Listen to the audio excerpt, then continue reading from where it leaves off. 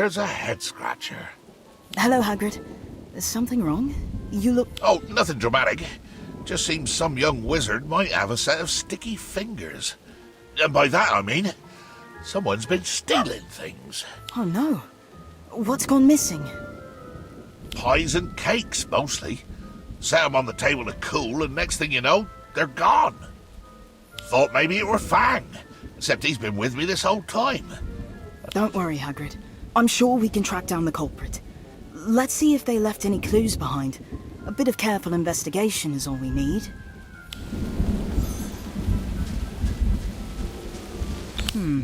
These look like biscuit crumbs.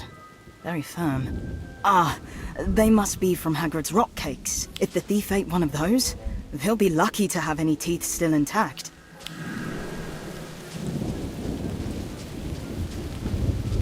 There are a few feathers, different colors, but not very bright. Probably not a Fwooper then.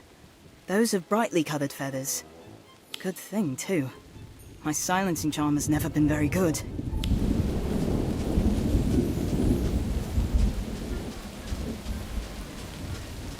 What was that?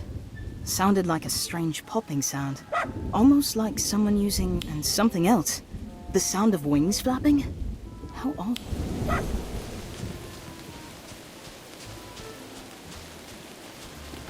How's it going? Did you find any clues? A few. But I don't think it was a suspicious wizard who stole your food, Hagrid. I think it might have simply been a hungry bird.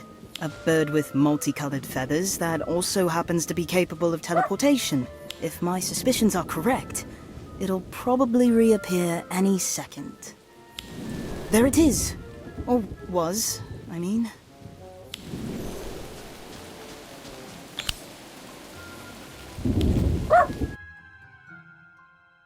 Blimey! Turns out a Diricol has been stealing my food all this time. I should have known. Poor little fella. Must be starving, maybe even injured. We need to catch him and make sure he's up. Now, you know, a Diricol can disappear in one place and reappear in another. Gotta find a way.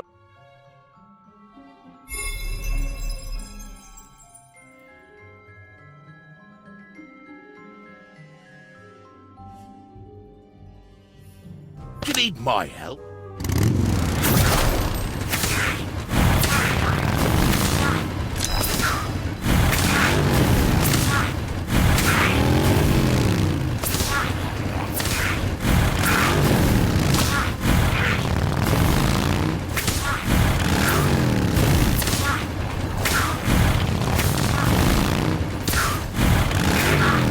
Time turner!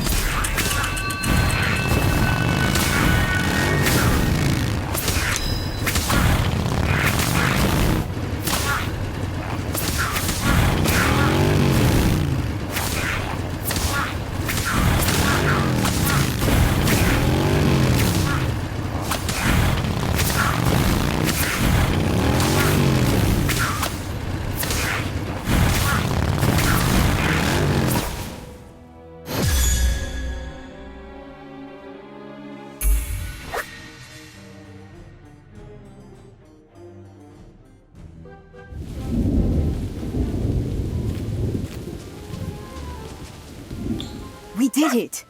I guess you don't have to worry about this one stealing any more of your food. Thanks! You did great. Let's see. Looks like this Diricol has an injured wing. That must be why he's been stealing food off my dining table.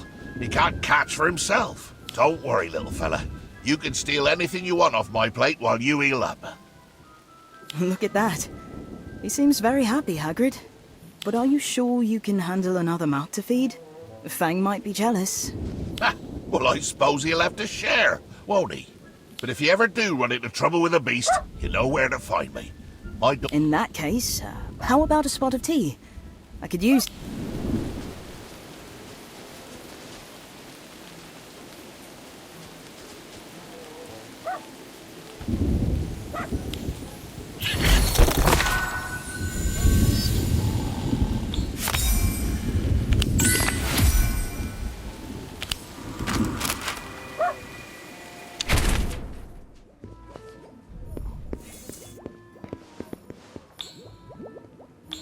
Hey, Daniel, Where's your cauldron?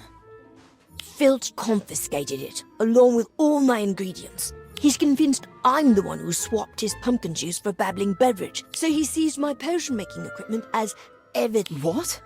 But you had nothing to do with that, right? No, of course not.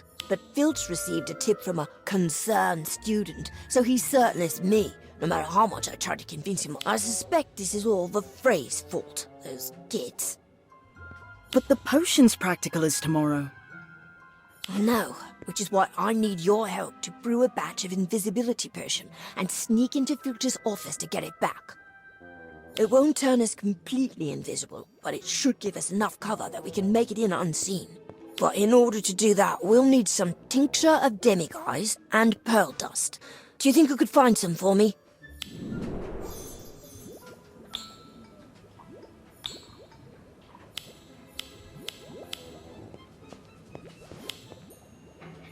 Were you able to get all the ingredients? Thanks. I have everything I need to brew the invisibility. As soon as I'm finished, we can drink them and head for Filch's office.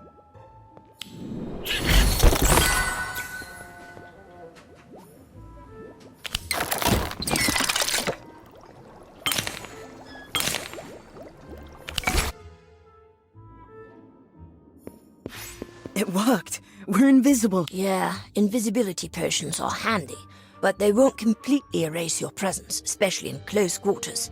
Not to mention that you can still be felt and heard. Which is why we need to be careful and hide behind cover whenever possible.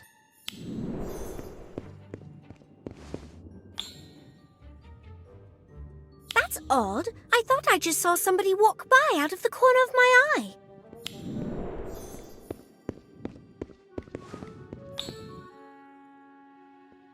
Speaking of the Black Lake, you know that beech tree on the lakeside? Don't you think that'd be the perfect spot to have a picnic? I suppose I could take a break from studying for a picnic. Oh, why don't we invite everyone? Oh, sure. Why not? The more the merrier, right? Poor Robin. She might as well be invisible for how oblivious Kevin is.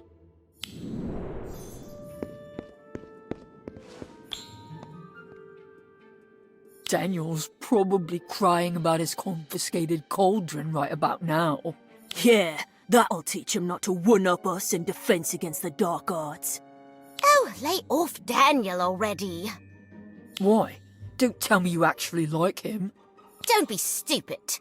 It's just that you two are starting to look desperate. It's pathetic.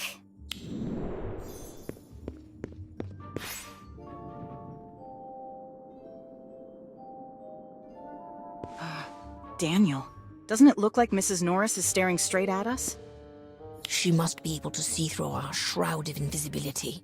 That cat's too perceptive for her own good. She's going to blow our cover. Come on, let's try to lose her. Well, well, Mrs. Norris. What do we have here? Looks like two sneaky little troublemakers who need to be taught a lesson.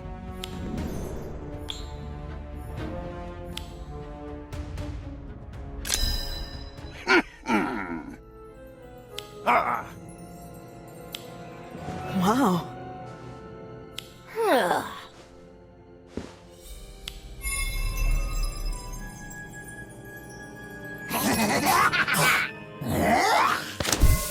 Bewitched snowballs. Stupefy. Sectum Sempra.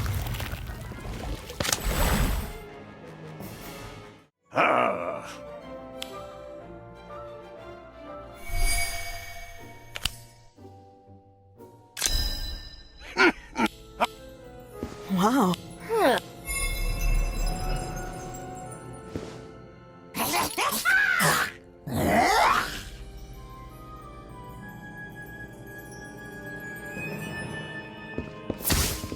Sectum Sempra. Stupefy.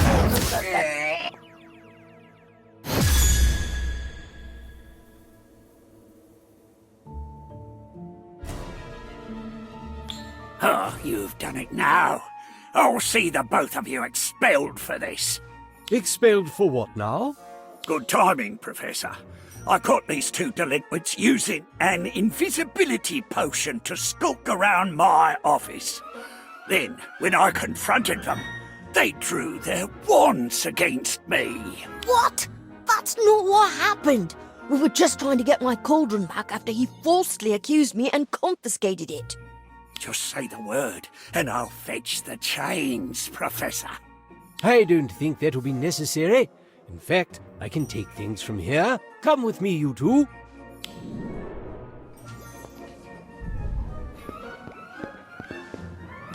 I trust I don't need to explain to you two how irresponsible and misguided it was to attempt to break into a staff member's office, even if Filch did treat Daniel unfairly. Daniel, you have a brilliant mind. Your well-brewed invisibility potion proves that. That's why I'm gobsmacked you didn't think to ask me or another professor for help first. I don't know. I suppose I was afraid you'd think I was guilty too. I'm a bloody page. People tend to assume the worst of me. My boy, I know better than to judge someone based on their background. It's the character of a person and how they use their gifts that matter. You, Daniel, are certainly gifted. What remains to be seen is how you'll use those gifts.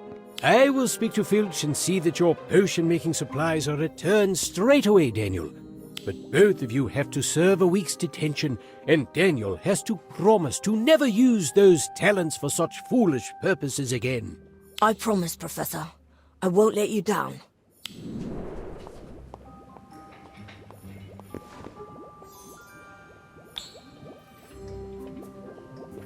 Well, that wasn't nearly as painful as I thought it'd be. Slughorn's right. I'll never be great, or make a name for myself if I keep... Here, you can have the rest of the invisibility potion. I won't be needing it anymore. Alright. Now that I think about it, using an invisibility potion to explore off-limits places in the castle, like other houses' common rooms and the headmistress's office, does sound fun. I should give it a go sometime.